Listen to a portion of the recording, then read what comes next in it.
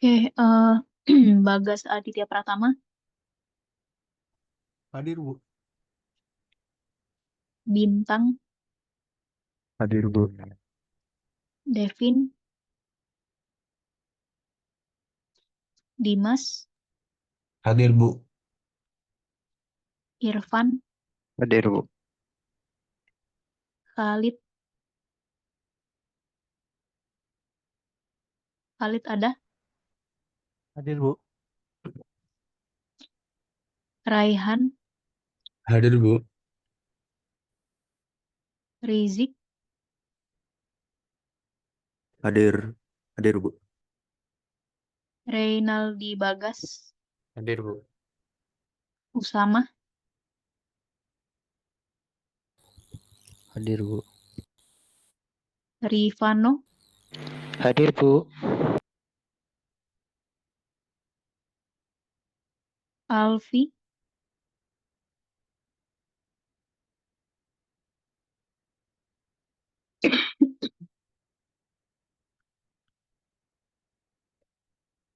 Salman,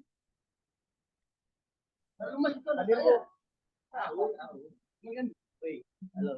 Bu. Salman ada,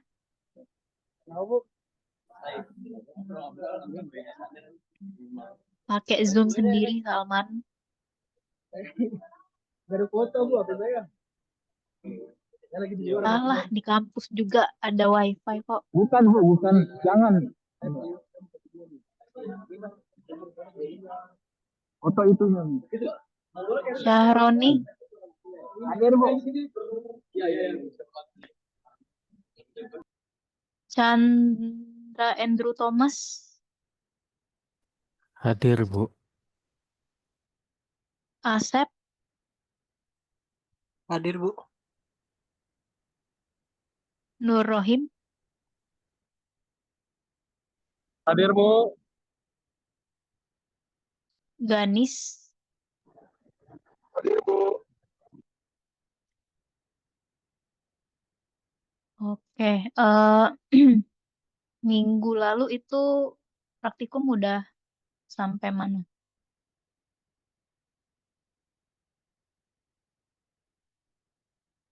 Udah sampai UV mapping belum?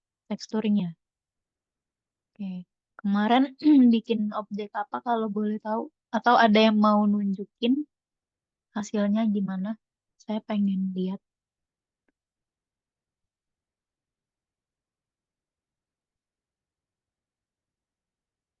Coba Mas Bintang boleh share kemarin sampai mana?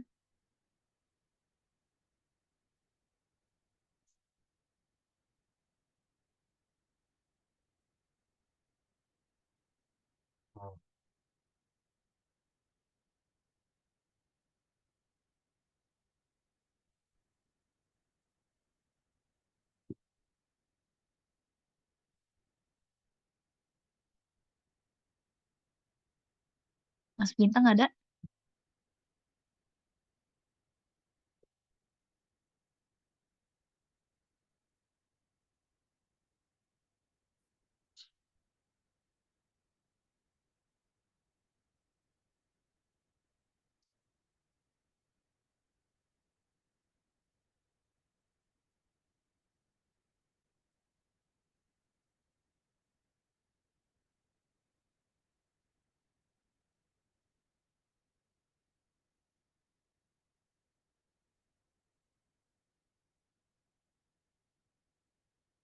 Oke.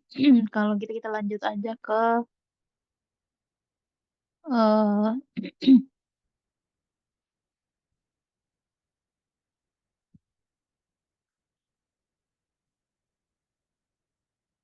tekstur mapping.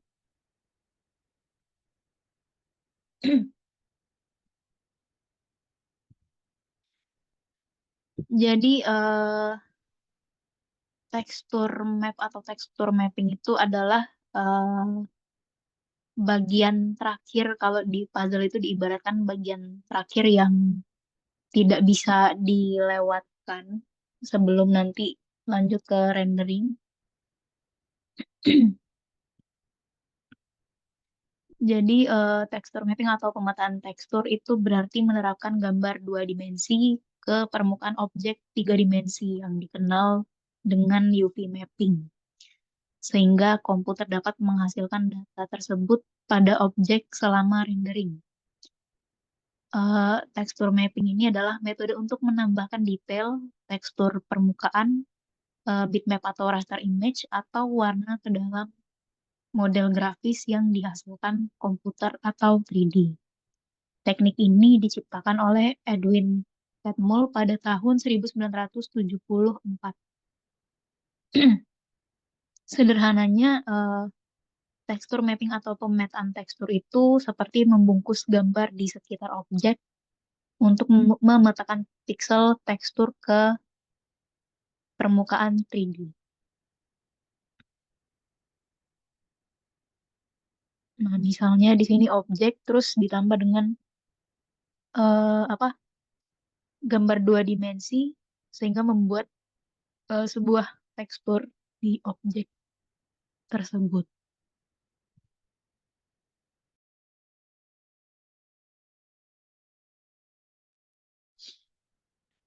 Selanjutnya ada pemodelan PBR dan non-PBR yang merupakan tekstur map. Keduanya itu menghasilkan tekstur fotorealistik, tetapi yang satu lebih cocok untuk game dan yang lainnya itu lebih sesuai untuk keperluan pemasaran dan promosi. PBR itu adalah physically based rendering, menggunakan pencahayaan yang akurat untuk mencapai efek tekstur yang fotorealistik meskipun muncul pada tahun 1980-an. Metode ini kini telah menjadi standar untuk semua jenis material. Kemudian di sisi lain non-PBR itu juga mampu menghasilkan hasil fotorealistik yang menarik namun dengan biaya yang jauh lebih tinggi. Dibutuhkan lebih banyak mapping dan pengaturan untuk mencapai hasil ini meskipun teksturnya lebih fleksibel. Untuk aplikasi yang umum digunakan saat tekstur mapping non-PBR itu ada Maya, 3ds Max, dan Modo.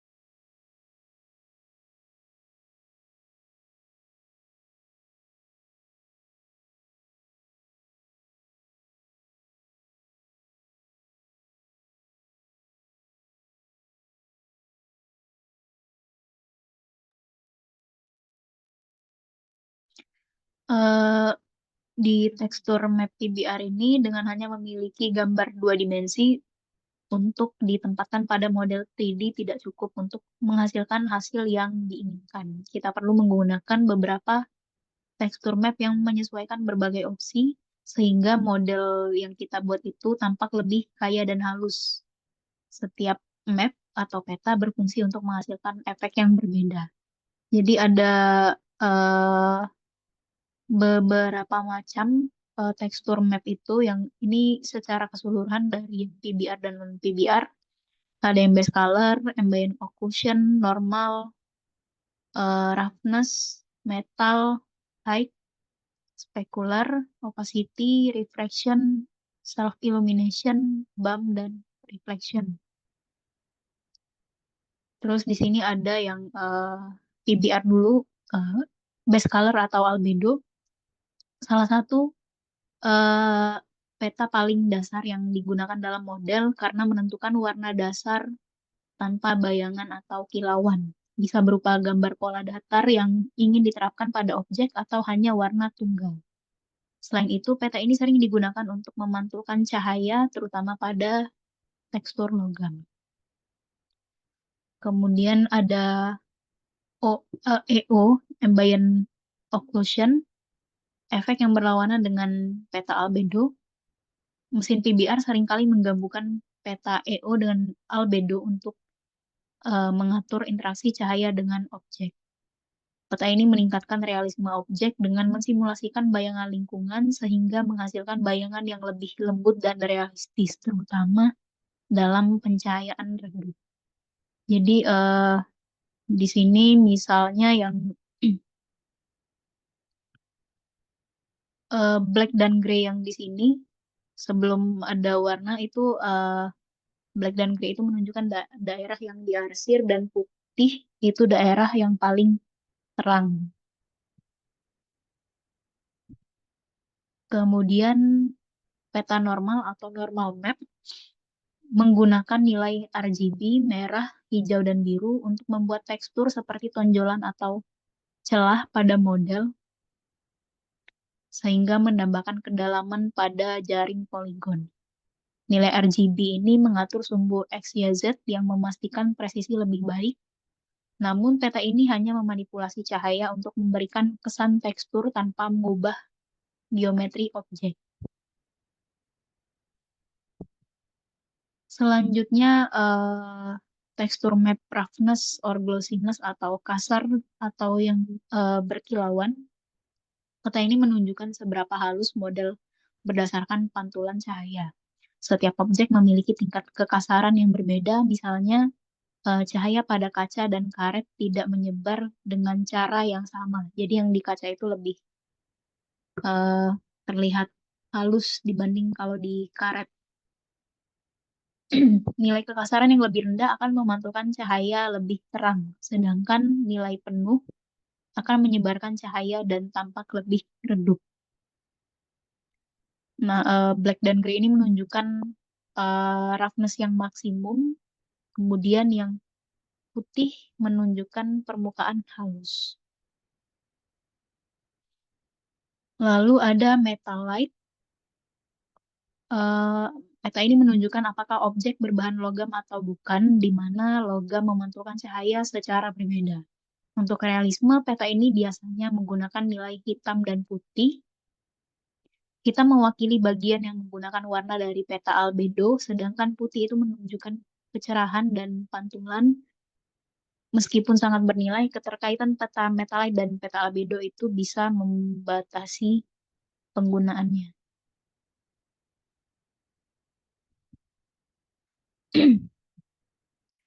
Lalu height, peta height ini digunakan untuk mencapai detail lebih tinggi daripada tekstur normal.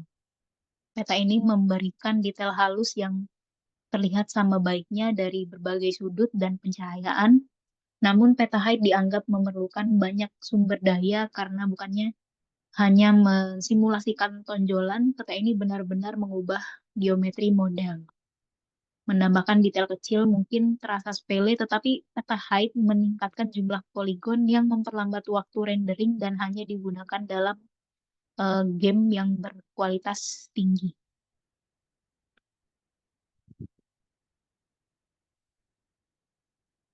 Lalu specular, yaitu alternatif dari peta metallite yang berfungsi serupa tetapi memberikan fleksibilitas yang lebih. Peta ini menentukan warna dan jumlah cahaya yang dipantulkan, penting untuk menciptakan bayangan dan pantulan pada bahan yang non-logam.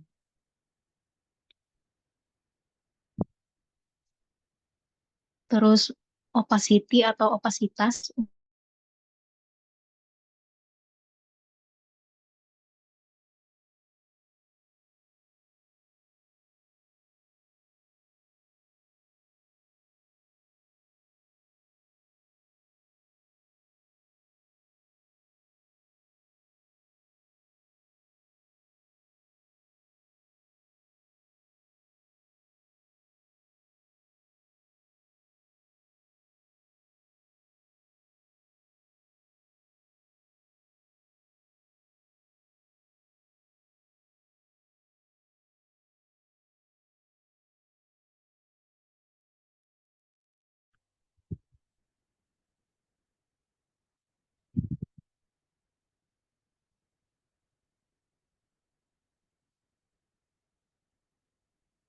Oke, untuk yang opacity ini mungkin udah sering banyak digunakan di dalam eh, desain-desain yang basic, kayak di PPT juga biasanya suka digunakan untuk membuat misalnya membuat tulisan lebih transparan. Lalu ada reflection atau pembiasan.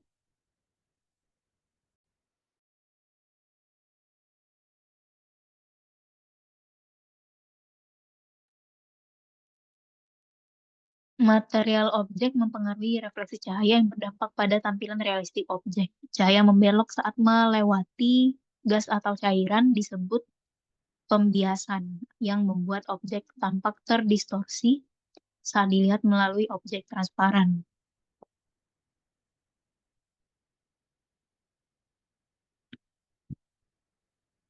Terus juga ada self-illumination.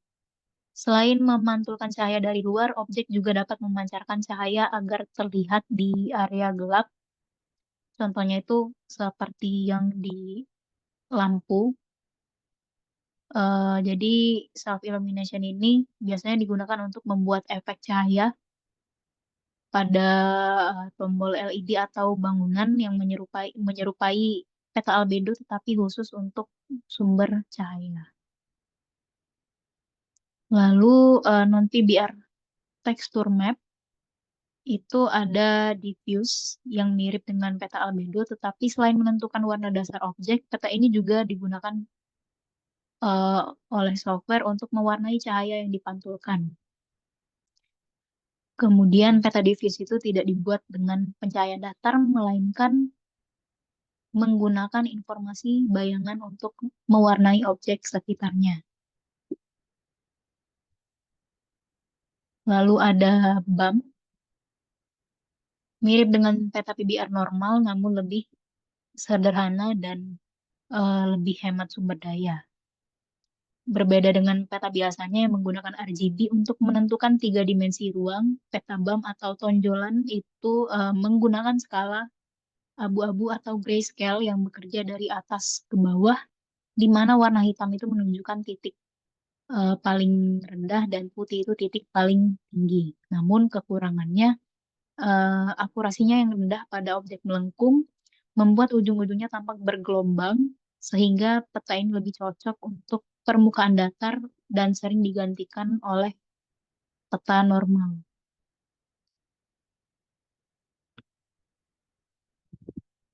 Lalu reflection yang mirip dengan peta glus atau roughness dalam alur kerja PBR. Biasanya menggunakan nilai tetap untuk menentukan area yang seharusnya memantulkan cahaya pada objek. Reflection biasanya terlihat di seluruh objek kecuali jika diterapkan pada material berbeda.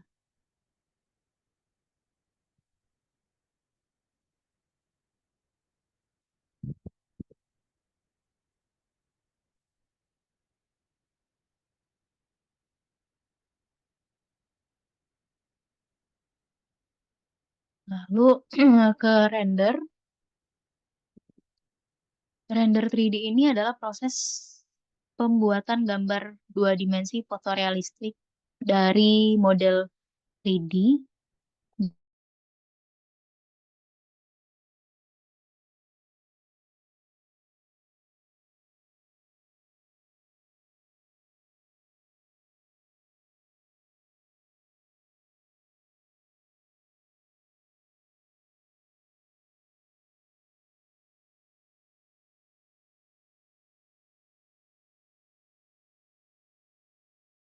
Akhir sesuai interpretasi program render. Render 3D ini juga memungkinkan kita untuk memvisualisasikan dan menghidupkan dunia jadi lebih nyata, atau objek atau karakter imajinatif di layar dengan tampilan yang sangat realistis sesuai imajinasi. Nah, untuk sejarahnya sendiri, rendering 3D ini bermula di akhir 1960-an dan awal 1970-an ketika peneliti grafis komputer mulai menjelajahi teknik untuk menciptakan representasi visual yang realistis dan mendalam. Pada awalnya, proses rendering ini banyak memakan waktu dan terbatas pada software dan hardware yang khusus. Namun, kemajuan dalam daya komputasi dan algoritma menyebabkan kemajuan signifikan di bidang ini, sehingga di tahun 1980-an itu muncul software rendering yang inovatif seperti RenderMan dari Pixar, serta kemajuan dalam teknik ray tracing. Lalu di 1990-an itu mulai diperkenalkan perangkat lunak komersial seperti 3ds Max dan Maya yang memungkinkan akses yang lebih luas terhadap alat rendering 3D. Seiring dengan perkembangan teknologi, teknik rendering juga berkembang mencakup global illumination, physically based rendering atau PBR tadi, dan real-time rendering. Nah, berdasarkan waktu yang dibutuhkan untuk merender, metode rendering itu ada dua. Yang pertama itu eh, real-time rendering. Real-time rendering itu cukup cepat untuk menghitung dan menampilkan tingkat fotorealisme yang tinggi secara real-time, khususnya untuk media interaktif seperti video game dan simulasi dengan minimal 20 frame per detik.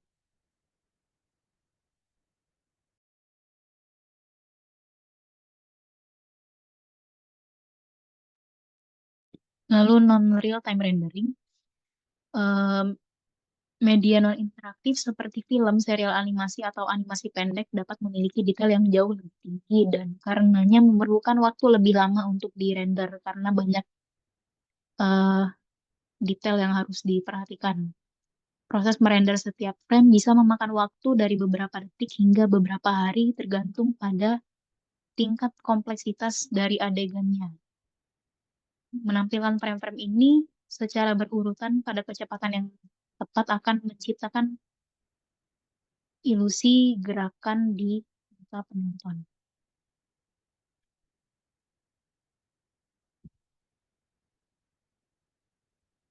Nah, untuk teknik rendering itu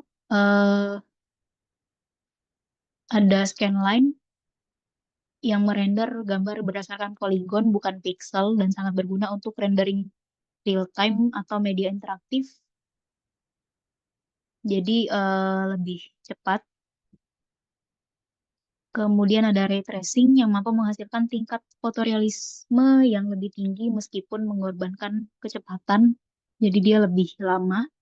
Dalam teknik ini, satu atau beberapa sinar cahaya dilacak dari kamera menuju objek terdekat, kemudian melalui sejumlah pantulan akan menciptakan efek seperti refleksi, pembiasan, penyebaran, dan dispersi berdasarkan material yang terkenal. Warna setiap piksel juga dihitung berdasarkan interaksi antara sinar cahaya dan material objek virtual di sekitarnya.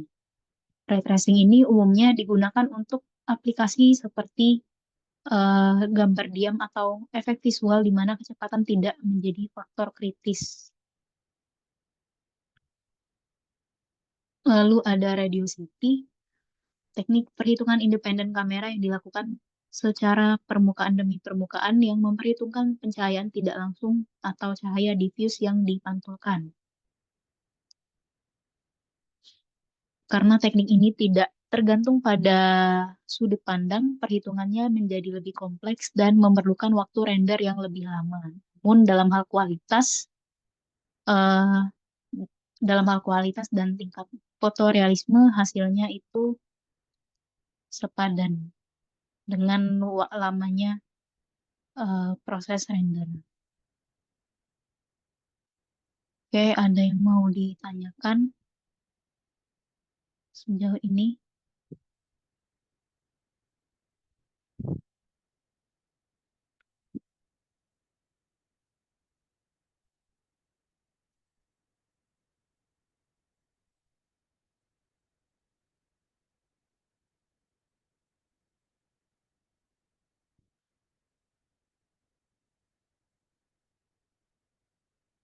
Oke, Mas Usama, boleh tunjukin nggak yang praktikum minggu lalu itu udah sampai mana?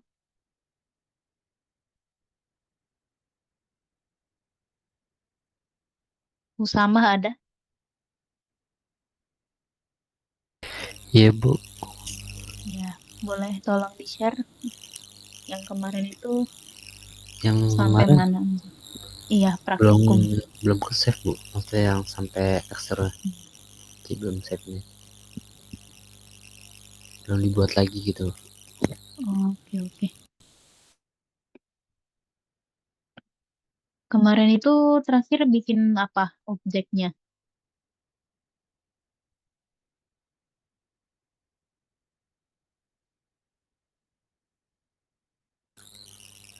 Terakhir itu texturing Bu, Untuk texturing objeknya itu bentuk apa? lingkaran Bu, Oh, sama kayak lingkaran. apa bikin apa tuh yang kayak apa sih tabung gitu Bu, bikin Oh, texturing kayu kan. baik. Oke.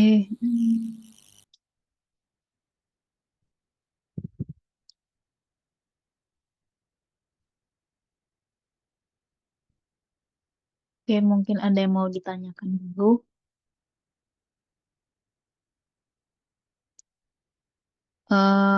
Dua pertemuan lagi itu 3 minggu lagi ya. 3 minggu lagi itu UTS.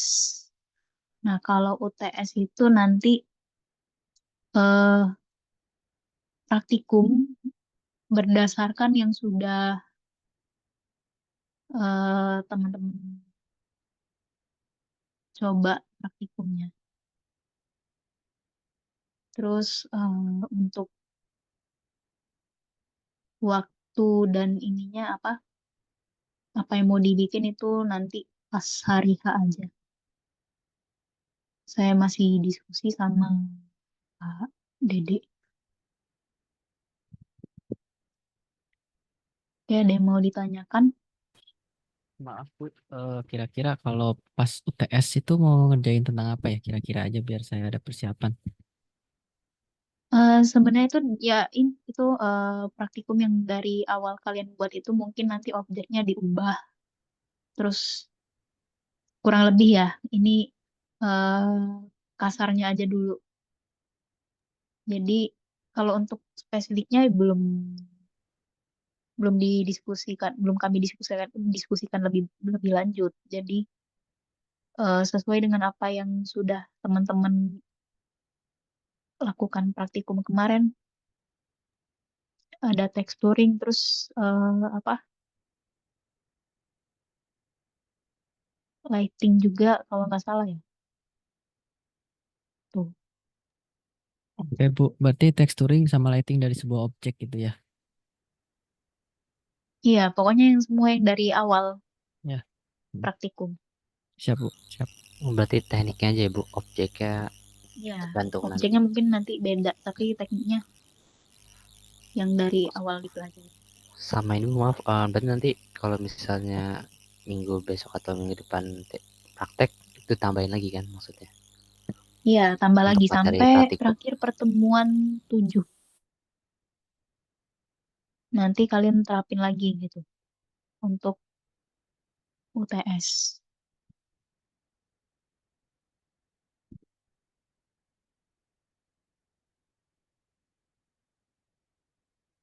Oke, kalau tidak ada lagi yang mau ditanyakan, mungkin kita cukupkan kelas pada malam hari ini. Saya tutup. Wassalamualaikum warahmatullahi wabarakatuh. Waalaikumsalam warahmatullahi wabarakatuh. Terima kasih Bu. Terima kasih, Bu.